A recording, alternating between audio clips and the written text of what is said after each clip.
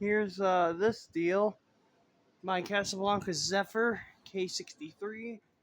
Don't know if it's the Slumber Quiet. I think it's just the cardboard box variable speed, so this thing might be a little loud on the lower speeds, but I don't care. Here's I don't know if that's a genuine Casablanca tassel, but yeah, this thing's in like perfect, perfect condition. None of the finishes are tarnished. Let's go up top. There's your motor. This one has the beehive canopy, the rubber 8-spoke flywheel.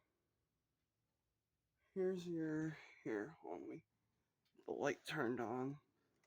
This is your information.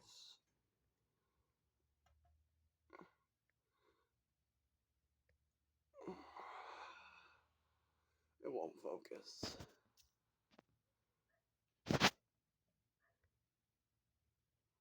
There's your information. Pause the video right here before my camera decides not to focus again.